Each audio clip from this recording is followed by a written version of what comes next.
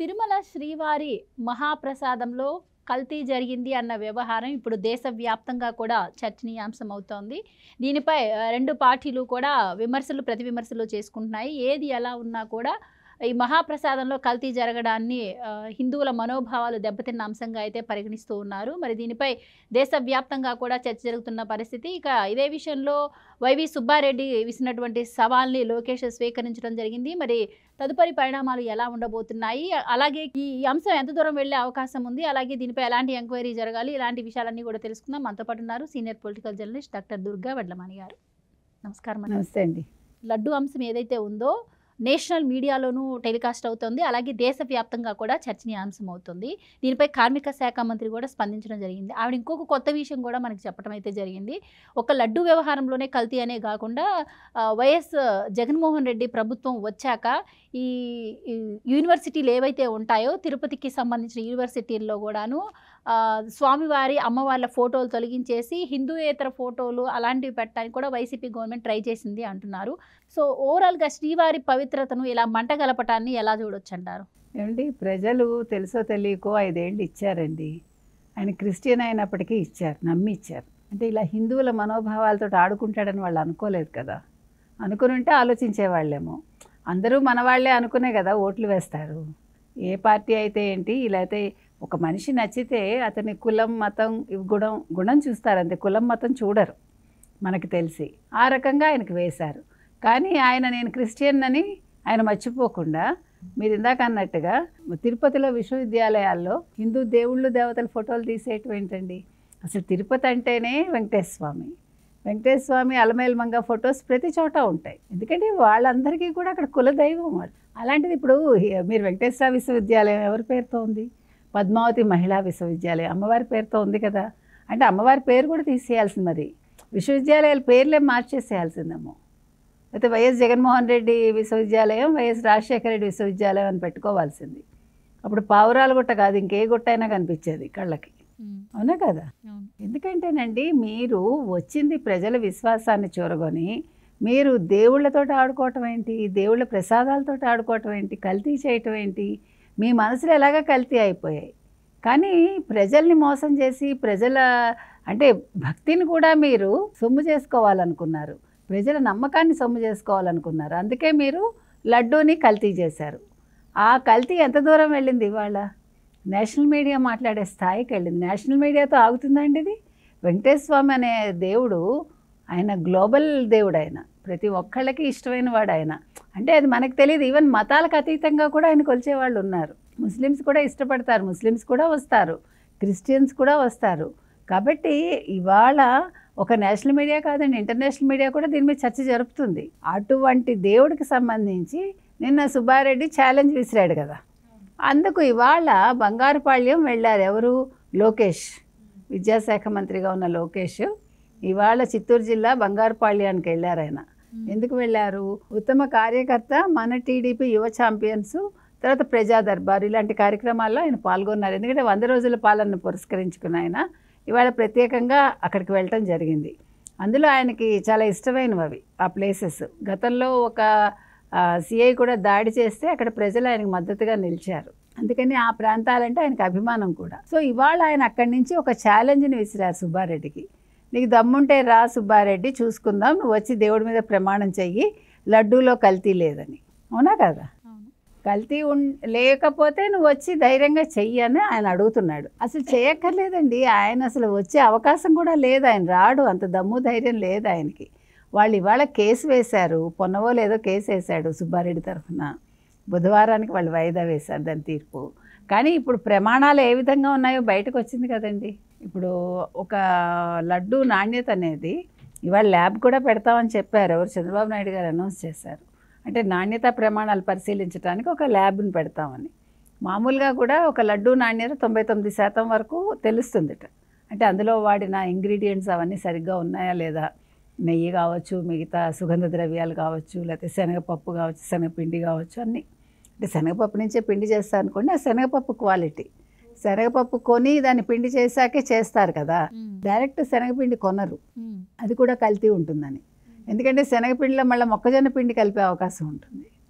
So ఇవన్నీ ఉంటాయి కాబట్టి ఆ పప్పులు కొనేది అది నాణ్యమైన పప్పు కొంటున్నారా లేదా, జీడిపప్పు నాణ్యమైనది ఉందా లేదా, యాలకులు కూడా, యాలకుల్లోంచి నూనె తీసేస్తారు, మీకు తెలుసు కదా, యాలకుల్లోంచి యాలకుల నూనె తీసేస్తారు. అందుకే మీకు ఇటీవలి కాలంలో యాలకులు ఎక్కడా కూడా ఇలాగ ఒక సువాసన లేదు. మీరు చూడండి, ఇలాగ ఎండిపోయినట్టుగా ఉంటున్నాయి. క్వాలిటీ లేదు ఇప్పుడు, మీకు సరైన క్వాలిటీ ఏ వస్తువులోనూ దొరకట్లా. ఈవెన్ వాళ్ళు వాడే జీడిపప్పు కూడా క్వాలిటీ లేదు, మీరు గమనించండి. ఒక పచ్చకర్పూరం ఒకటి, మరి అది క్వాలిటీ కొంటున్నారో లేదో మనకు తెలీదు. ఆ పచ్చకర్పూరం వేసి ఇవన్నీ వేశాక కల్తీ లేని నెయ్యి అయితే మీకు ఇలా ఘుమఘుమలాడుతూ లడ్డు ఉంటుంది. మీరు ఇంకా తిన్నారో లేదో, మా చిన్నప్పుడు మేము అద్భుతమైన లడ్డూలు తిన్నాం. ఎందుకంటే అప్పుడు ఇంతంత లడ్డూలు ఉండేవి, చాలా పెద్ద లడ్డూలు. మీకు అసలు కళ్యాణానికి ఇచ్చే లడ్డూలు అయితే ఇంతంత ఉండేవి, చాలా పెద్దగా, దాని నిండా జీడిపప్పులు, బాదం పప్పులు, అసలు చాలా చూడటానికే చాలా అద్భుతంగా ఉండేదండి. సో ఎప్పుడైతే కూటమి ప్రభుత్వం అధికారంలోకి వచ్చిందో ఆ లడ్డుని ల్యాబ్ టెస్ట్కి పంపించడం జరిగింది. ఆ తర్వాతనే ఈ రిపోర్ట్స్ రావడం ఇప్పుడు ఇంత సంచలనం అయింది. కానీ అప్పట్లో ప్రధాన అర్చకులుగా పనిచేసినటువంటి రమణ దీక్షితులు అని ఆయన కూడా దీనిపై స్పందించారు. గత 5 ఏళ్లుగా నిరభ్యంతరంగా ఇలా జరుగుతుంది, నేను అడిగినందుకే నా పైన అక్రమ కేసులు పెట్టారని కూడా ఆయన మాట్లాడటం జరుగుతోంది.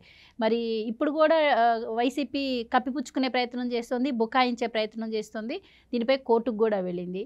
సో ఏం చెప్తారు మీరు? అంటే ఇక్కడ ల్యాబ్ టెస్ట్ కూడాను గుజరాత్లో ఒక ప్రముఖ ల్యాబ్ ద్వారా కూడా ల్యాబ్ టెస్ట్లో ఈవెన్ ప్రూఫ్స్ కూడా ఇప్పుడు మీకు ఏంటంటే 22% దగ్గర మీకు జంతువు కొవ్వు ఏదో ఉందన్నారు, 52% దగ్గర ఈ ఫిష్ ఆయిల్ ఏదో ఉందన్నారు, 99% దగ్గరికి వచ్చేసరికి మీకు మొత్తం నాణ్యత అనేది తెలుస్తుంది. సో అది ముందుగానే తెలిసిపోయింది, ఇది కల్తీదన్న లడ్డు. మీరు చెప్పినట్టుగా టెస్టులు చేయించి ఆ రిపోర్ట్స్ వచ్చాకే చంద్రబాబు నాయుడు గారు మాట్లాడారు. కాబట్టి వీళ్ళు బుకాయిస్తారండి. వీళ్ళు ఇప్పుడు కోర్టుకు ఎందుకు వెళ్ళారు, మేము తప్పు చేయలేదు సుమా, మేము కోర్టుకు వెళ్ళాను చూసారా అని ప్రజల్లో చెప్పుకోవటానికి. ఇప్పుడు ఏమైందంటే వైసీపీలో ఉన్న హిందువులు ఎదురు తిరుగుతున్నారు. మీకు ఇక్కడ వస్తున్న విషయం అది. ఎందుకంటే ఎవరికైనా దేవుడి దాకా వచ్చేసరికి ఎవరి మనోభావాలు వాళ్ళకు ఉంటాయి కదండి. అందులో వెంకటేశ్వర స్వామి అంటే అందరికీ కులదైవంలాగా భావిస్తారు, అందులో ఆయన కలియుగ ప్రత్యక్ష దైవం అనుకుంటారు. మరి అటువంటి ఆయన విషయంలో ఇలా జరగటం అనేది, ఇప్పుడు ఉన్న వాళ్ళందరూ కూడా, ఇప్పుడు హిందువులందరూ మనోభావాలు దెబ్బతింటే పార్టీని వదిలి వెళ్ళిపోయే ప్రమాదం ఉంది. సో వీళ్ళందరినీ కాపాడుకోవడం కోసం ఇలాంటి నాటకాలు ఆడుతున్నారు అంతే. కాబట్టి ఇది ఇవాళతో తేలదండి. లడ్డు విషయం అనేది చిన్న విషయం కాదు. ఇప్పుడు కేంద్రం కూడా దీని మీద దృష్టి పెట్టాలి, ముఖ్యంగా హోంశాఖ పెట్టాలి. అమిత్ షా దీంట్లో కలగజేసుకుని ఇప్పుడు ఎవరెవరికి ఆయన శిక్షలు వేయించాలో వేయించాలి. ఈ క్షమాపణలతో వదిలేసే విషయం కాదండి, వదలకూడదు కూడా. నిన్న ఎప్పుడైతే ఈ అంశాన్ని చంద్రబాబు గారు బహిర్గతం చేశారో వెంటనే హడావిడిగా వైవి సుబ్బారెడ్డి వెళ్ళి జగన్మోహన్ రెడ్డి గారిని కలిసి బయటకు వచ్చి ఆయనతో మాట్లాడాక బయటకు వచ్చి సవాల్ విసరడం జరిగింది. కానీ ఇంతవరకు మరి టీడీపీ ప్రూఫ్స్ కూడా చూపిస్తోంది, అలాగే లోకేష్ గారు కూడా సిద్ధమని చెప్పారు. ఇప్పటికీ దానికి సంబంధించి వైసీపీ నుంచి ఎవరూ మాట్లాడలేదు. మరి జగన్మోహన్ రెడ్డి గారు స్పందించాల్సిన అవసరం ఉంటుందంట. అంటే 3ంటికి ఆయన స్పందిస్తున్నాడు కదా ఇవాళ, 3ంటికి లడ్డు విషయమును తర్వాత ఈ 100 రోజుల పాలన మీద ఆయన స్పందిస్తాట. 3ంటికి ప్రెస్ మీట్ ఉంది.